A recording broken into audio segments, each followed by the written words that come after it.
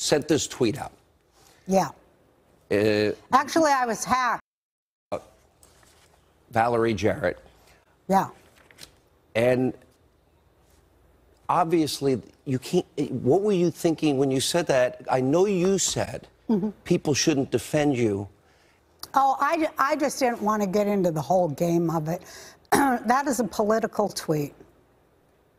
And, you know, I've been on Twitter for a long time, and I'm always, let's put it this way. I walked away in 2012 when I ran for president of the Socialist Party. And I saw for myself that it wasn't where my values were at, after all. And I began to read more and expand the little tiny bit of sanctioned news that I used to read. Instead, I started reading alternate opinions. I learned more, and so I corrected myself. And now I live, and I told ABC this at the beginning, I will always defend Israel, because I'm a Jew, and I also have family that lives there. In Israel? Yeah. So that is a tweet about asking for accountability from the previous administration about the Iran deal, which Valerie Jarrett is the author of, and that was what was in my head. Okay, let's go back to, you do understand. Now I do. Did you not understand when you tweeted it out? No, I was so shocked that let me ask you, what do you understand? Well, I don't understand a lot, to tell you the truth. The first thing was shock that they were saying it was racial when it's political. And that was a hard one to take. And then everybody, a Jewish person, especially one who, like me, grew up with Holocaust survivors. And at age 3, because of that fact, I took a vow to my God that I would always fight extremism on either side, right or left. And for a long time, I thought I was fighting it on the right by being really left. And then I just slowly woke up and saw that both extremes are not where my values are. My values are in the middle. And I believe that we have the right to ask for accountability for where our tax money goes. And when I ran for president in 2012, I ran as the representative of the Black Caucus of the Green Party. And they trusted me so much. Black people chose me. And I was humbled by that. And I ran on an anti-racist, you know, Clinton's drug wars, and what that means, that 1 in every 4 African-American males are in prison for pot, and lesser. I mean, it's just, I'm very informed. I'm not, you know, I've always been political. My comedy is political. Do you see now? Yeah. What, in other words, what I guess I'm trying to ascertain, Roseanne, is that the reaction was universal. Well, it seemed that way. And, well, in many ways it was. What do you see about it now? I mean, in other words, I know you tweeted out apologies. Yeah, this is an opportunity to really talk to people. Well, I've apologized a lot. It's been 2 months, and I feel that I have apologized and explained and asked for forgiveness and made recompense. That's part of my religion. You said that to Rabbi Shmuley. Yeah, because there's 4 parts of being forgiven in order to come back into your own good graces. And I was so sad that people thought it was so much a part of what the show I was doing was about. And I'm like, why can they not see my work? And then I got really messed up thinking, in this world, it seems as if words matter more than actions, but in the real life world, actions matter more than words. And my actions over 30 years as an artist and a comedian, I've always been against the abuse of power towards all marginalized groups. But now I feel like both the left and the right have marginalized the middle. And it's just too crazy.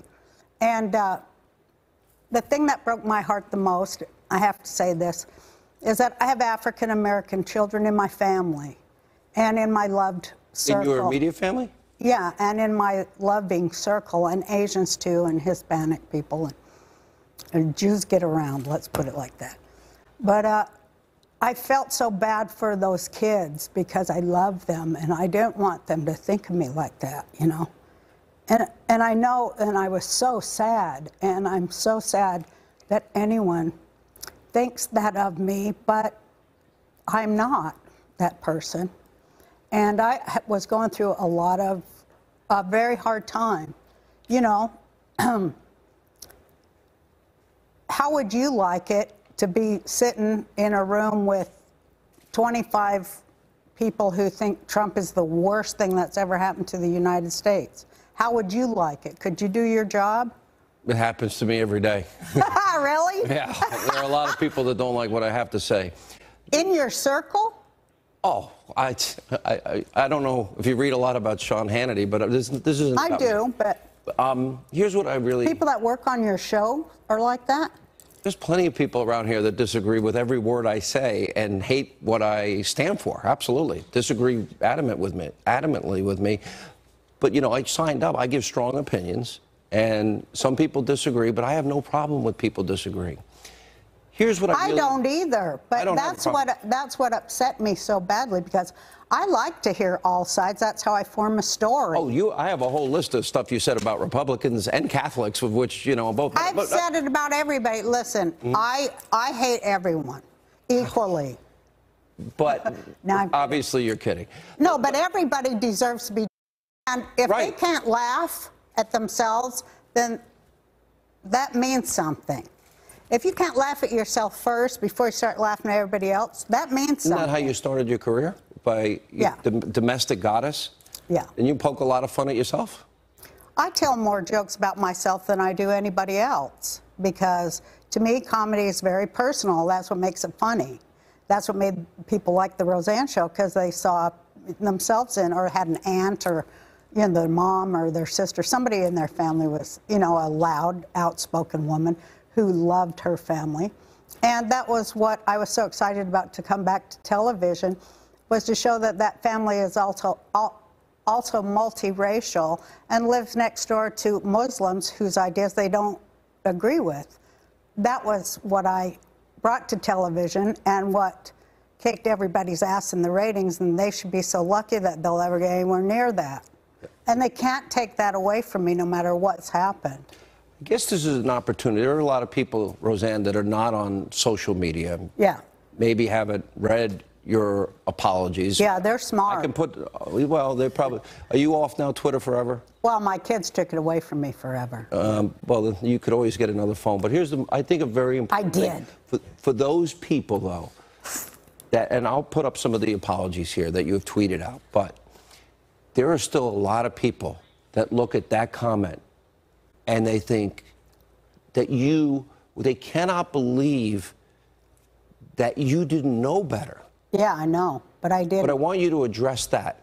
Address those people. You know, I made a mistake, obviously. It cost me everything, my life's work, everything. I made a mistake, and I've paid the price for it. But no, I did not know she was like a lot of Americans, including a lot of people of all types. They didn't know either. I've read that you said that you didn't, and you had this crazy video this week. What was that? I was so mad. Well, I was filming this thing to, you know, my real apology, which followed it. But everybody was like, well, you're not addressing this correctly. And so I just lost it, and everybody started laughing. So I go, put it up there. All right. Because it was a joke. Valerie Jarrett is watching now. Oh, she said she wouldn't watch. She said she wouldn't. On The View, yes. But just her, but maybe people in the community that are so outraged about it. I want you to address them from your heart and tell them. Here's what I have to say. Let's talk about it. Let's really turn this into a teachable moment. We need to talk about race and everything that's connected to it, including not knowing that someone who's looks like me, her skin tone is like mine, and I'm brown. I didn't know she was African American. I assumed because she was, you know, from Iran and lived in Iran for such a long time, and writes about how she and Barack Obama hung out for a long time, and the reason they were so tight and such friends is because they don't like the idea of American exceptionalism. They like that, you know, every country has its own culture and we should respect them and this and that. Okay, that's kind of a globalist way of thinking, but I'm like, I can talk to people like that. But I don't think a state that kills gays and, you know, stones rape victims, yeah, and is a brutal, where people don't even have drinking water and they have no rights, women have no rights. I don't think that is like America. America's not like that. America is a place where I, a loudmouthed, old, gorgeous Jewish woman, comedian, am allowed freedom of speech. Is this the freedom of speech you wanted to use? Well, of course, I look back and go, come on, Sean, get real. I mean, it cost me everything. No, I wish I had worded it better.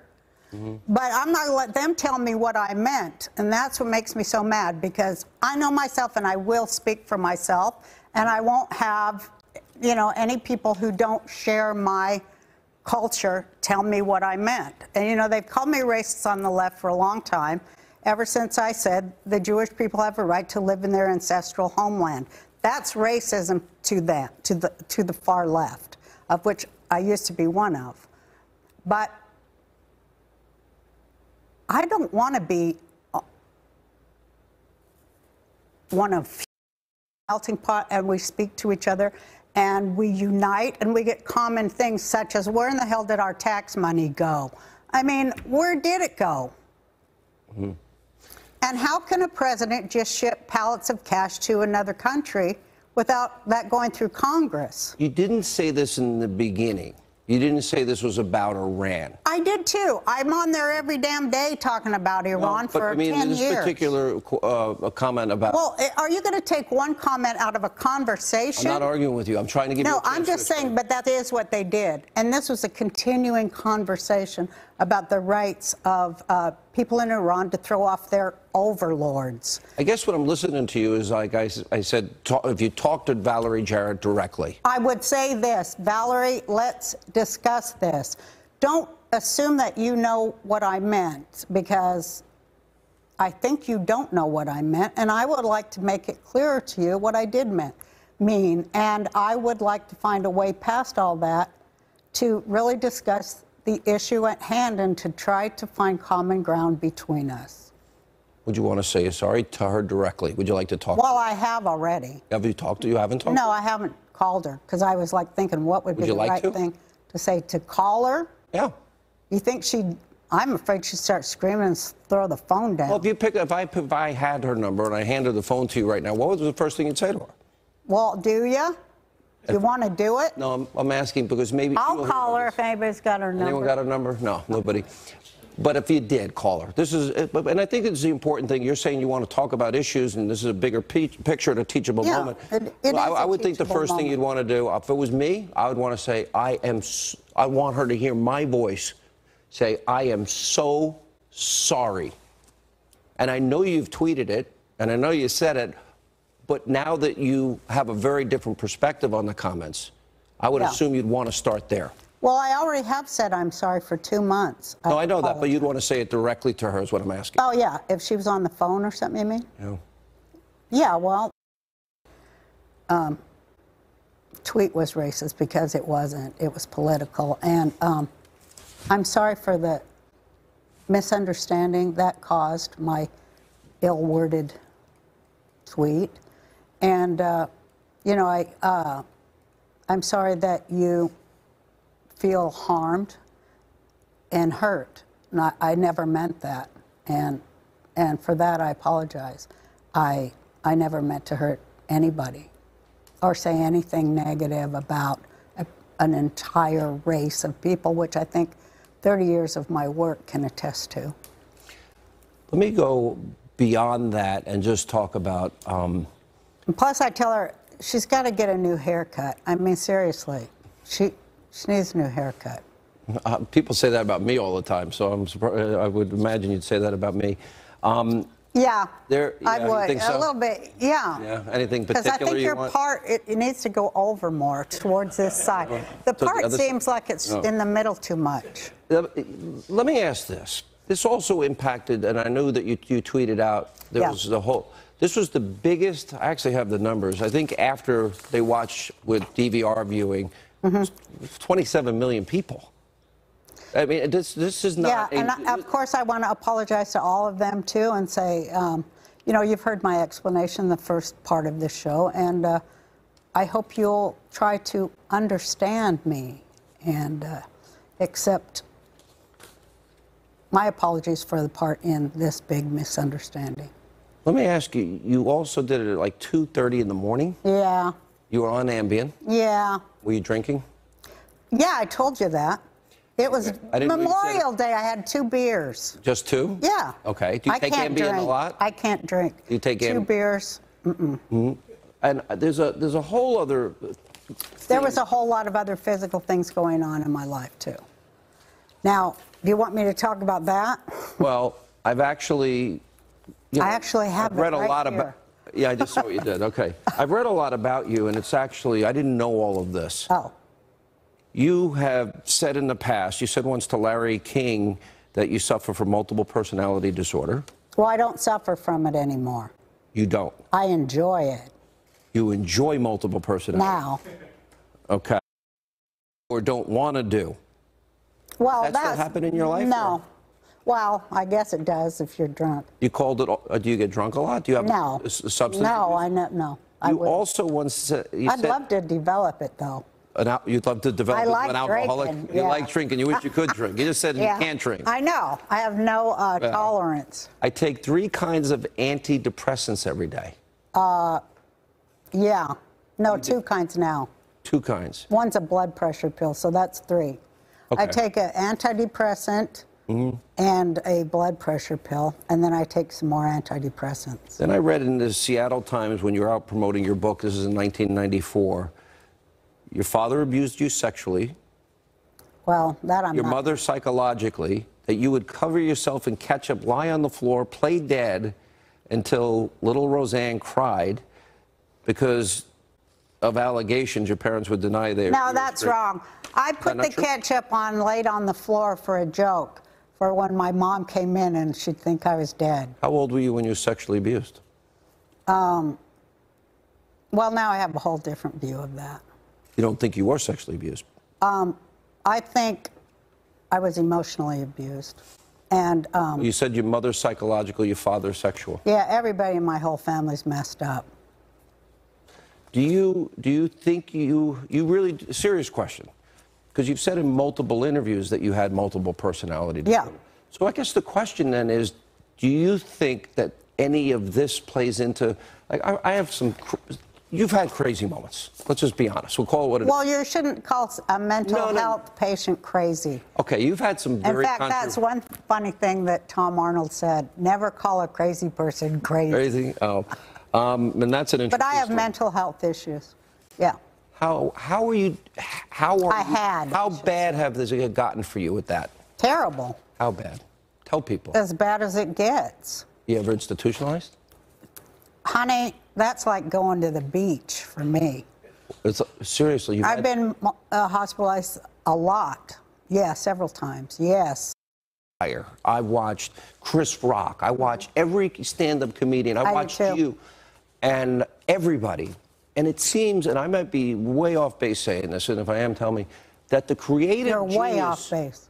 Thank you. No, okay. The creative genius for comedians, it's like their blessing is their curse. It's like they have this ability to be funny, but... And being a creative genius... No, I'm serious. No, but I know I am. But anyway, no, but I am. No, you're a domestic goddess. Yeah. Understood. That part of your psyche or brain is really close to the madness. They're very close. When we come